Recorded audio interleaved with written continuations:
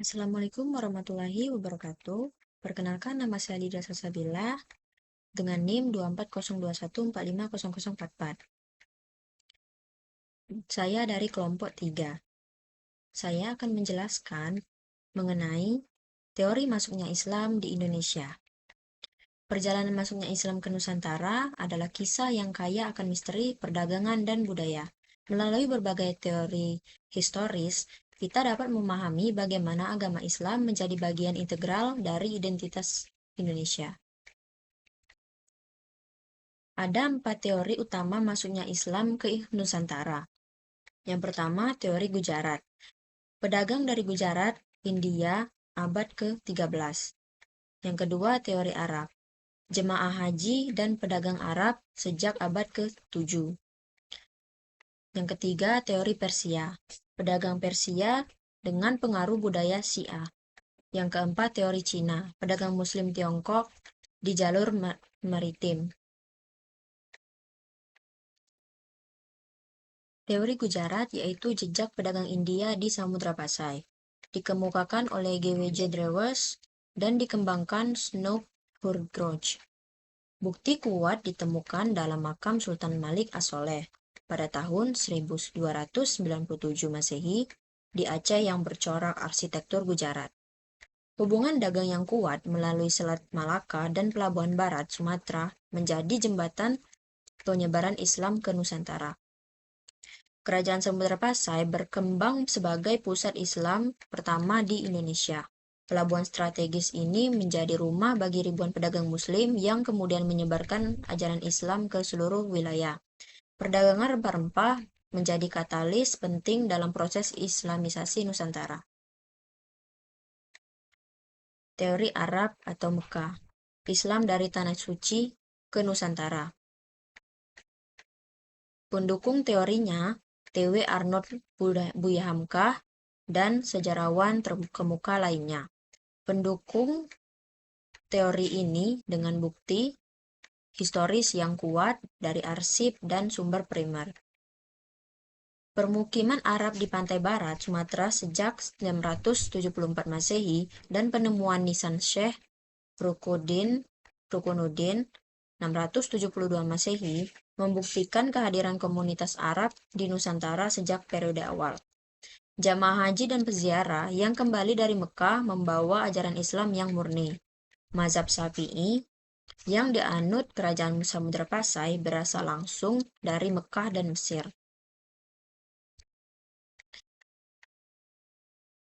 Pada gambar di samping, nisan kuno bertuliskan Arab di Aceh.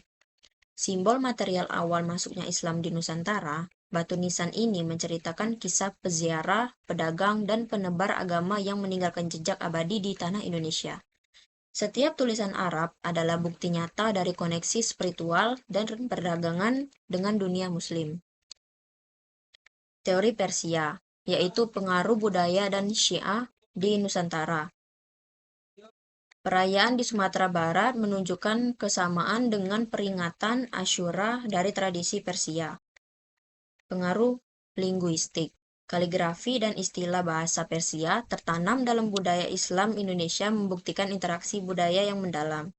Keterbatasan teori. Mayoritas Muslim Indonesia bermazhab Sunni membuat kontribusi Syiah Persia menjadi pengaruh minoritas namun tetap signifikan.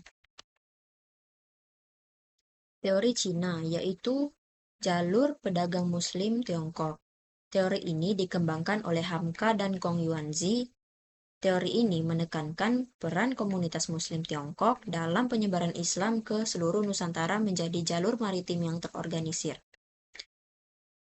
Bukti dari teori ini, piring porselin dinasti Ming ditemukan di Masjid Agung Demak dan Kudus, membuktikan perdagangan aktif dan integrasi pedagang Muslim Tiongkok dalam komunitas lokal. Dampak penyebarannya, pedagang Muslim Tiongkok memainkan peran penting dalam islamisasi pesisir utara Jawa dan wilayah perdagangan maritim lainnya. Jalur penyebaran Islam di Indonesia. Islam berkembang di Nusantara melalui mekanisme sosial, ekonomi, dan budaya yang saling terhubung. Ada 4 jalur penyebaran Islam. yaitu yang pertama, perdagangan. Pelabuhan strategis menjadi titik awal dakwah Islam dan pusat pertumbuhan komunitas Muslim. Yang kedua, perkawinan. Pernikahan pedagang Muslim dengan putri raja dan bangsawan lokal memperkuat ikatan dan penerimaan Islam. Yang ketiga, seni dan budaya. Wayang, gamelan, dan seni tradisional menjadi media dakwah yang efektif melalui akulturasi budaya. Yang keempat, pendidikan. Pondok pesantren berkembang sebagai pusat pengajaran Islam yang menghasilkan generasi pemimpin spiritual.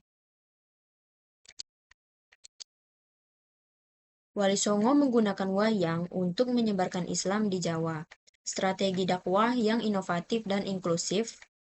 Para Wali Songo memahami budaya lokal dan mengintegrasikan nilai-nilai Islam dengan tradisi Jawa yang sudah mengakar. Wayang menjadi jembatan sempurna antara spiritualitas Islam dan identitas budaya masyarakat, menciptakan bentuk Islam yang unik dan damai. Kesimpulan pembelajaran kita pada hari ini yaitu masuknya Islam ke Indonesia tidak terjadi melalui satu jalur tunggal, melainkan melalui berbagai jalur dan berlangsung secara bertahap. Beragam teori seperti teori Gujarat, teori Arab, teori Persia, dan teori lokal menunjukkan bahwa proses penyebaran Islam dipengaruhi oleh kegiatan perdagangan, dakwah para ulama, serta interaksi budaya antara bangsa Indonesia dan dunia luar.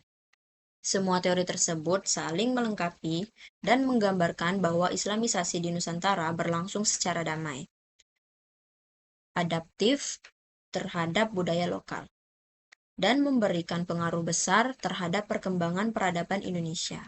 Sekian, terima kasih. Wassalamualaikum warahmatullahi wabarakatuh.